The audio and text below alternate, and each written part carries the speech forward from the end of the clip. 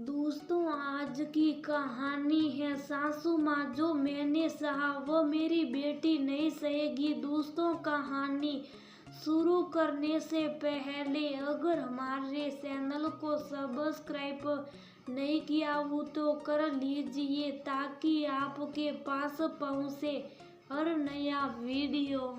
जो मेरे साथ हुआ वो तुम्हारे साथ नहीं होगा, नमिता ने दृढ़ता से कहा और वाणी का हाथ पकड़कर हॉल की तरफ चल दी। नमिता की शादी 25 साल पहले रंजन से हुई थी। ससुराल एक संयुक्त परिवार था। बहुत सपने लेकर नमिता ने ससुराल में कदम रखा था, लेकिन उसके सारे सपनों पर पानी फिर गया जब दूसरे ही दिन से उसे दहेज की कमी के ताने मिलने शुरू हो गए। सास ससुर और जेठ जेठानी सबका व्यवहार उसके साथ बहुत गलत था। उसने अपने पति से कहना चाहा तो पता लगा वो भी मात्र पितृ भक्त है, इसलिए खुद ही चुप हो गई। खुद से इतनी मजबूत थी नहीं कि वह रंजत को छोड़ दे। आरती के शांत मन से भी कभी हिम्मत नहीं कर पाई। हमेशा उसे जेठ जेठानी के कहे अनुसार चलना पड़ता। साकर भी कभी कुछ ना कह पाती। पति तो पे एक ही अपने भाई के प्यार से बंधा था। अगर कभी उसे किसी की कोई बात गलत लगती भी तो भी यही कहकर एक तरफ हो जाता। कोई बात नहीं, घर में तो इतना निभा कर चलना ही पड़ता है।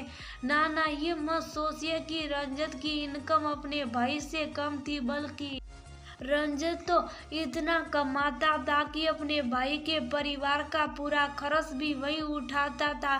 बस उसके दिमाग में एक ही बात थी कि ये मेरा परिवार है, अगर मैं इनके लिए नहीं करूँगा तो कौन करेगा। नमिता उसे यही कहती कि परिवार के लिए करो, लेकिन अपना आत्मसम्मान तो मत खोने दो। लेकिन रंजत के लिए ये सब बातें परिवार के आगे बेमानी थी। शादी के 2 साल बाद नमिता ने बेटी को जन्म दिया।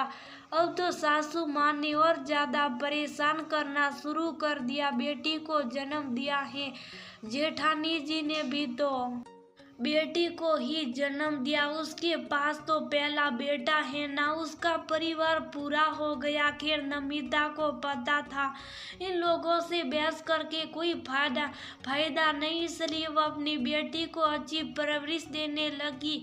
अब जैसा नमिता अपनी बेटी के लिए करती वैसा ही जेठानी अपनी बेटी के लिए करती। उसी स्कूल में एडमिशन कराया।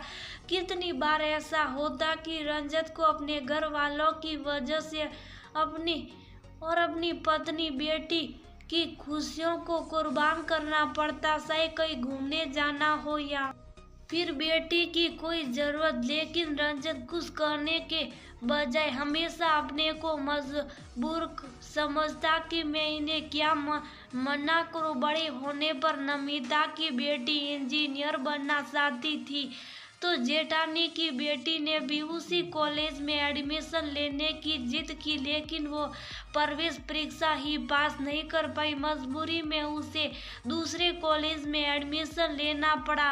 तो नमिता ने सहन की सांस ली कि अब शायद उसकी बेटी को उतना सब नहीं सहना पड़ेगा। लेकिन छुट्टियों में जब भी पीयू घर आती, उसकी जो भी ड्रेस या सामान जेठानी की बेटी तानिया को पसंद आती उससे ले लेती।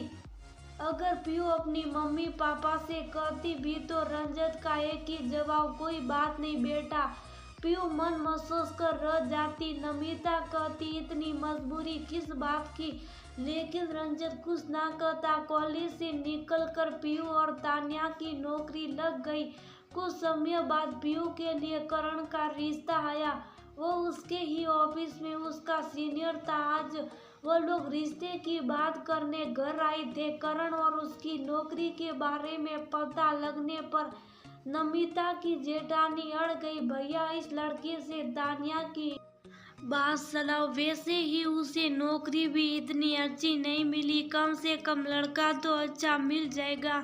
भाभी की बात सुनकर रंजत भी हक्का बक्का रह गया। भाभी, ये कैसी बात कर रही हो? शादी कोई गुड्डे गुड़िया का खेल नहीं। उन लोगों को पीयू पसंद है। तानिया करण के साथ खुश नहीं रह पाएगी। रहने दो भैया, साफ साफ कहो ना।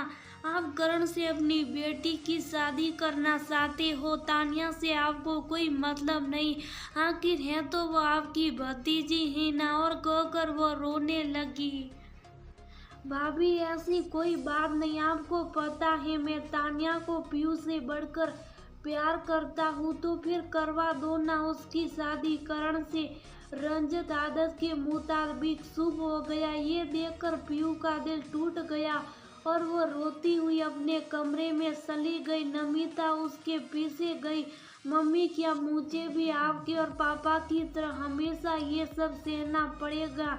नमिता ने सोचा, अगर वह आज ना बोली तो फिर कभी नहीं बोल पाएगी और शादी के बाद भी पीयू को यही सब सहन करना पड़ेगा हमेशा के लिए। मैं उसे मजबूर की हथकड़ियां नहीं पहनाऊंगी।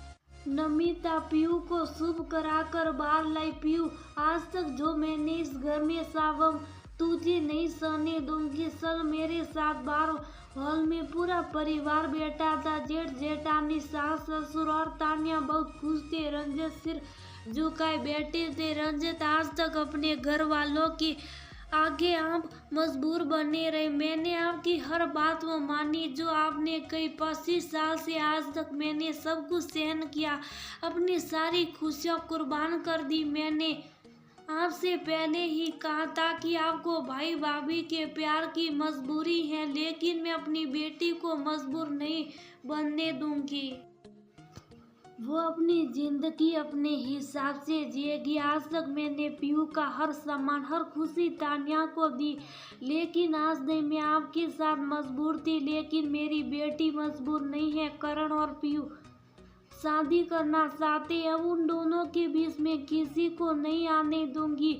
मेरी बेटी अपनी खुशियों को कुर्बान नहीं करेगी। किसी को उससे रिश्ता रखना है रखो, नहीं तो अपनी बेटी के लिए मैं अकेली काफी हूँ। नमिता की बात सुनकर उसकी सास बोली, हो तो आज तेरे मुंह में भी जबान आ गई है। बेटी के बल पर कूद रही है। जब बेटी ससुराल चली जाएगी तब क्या होगा तेरा?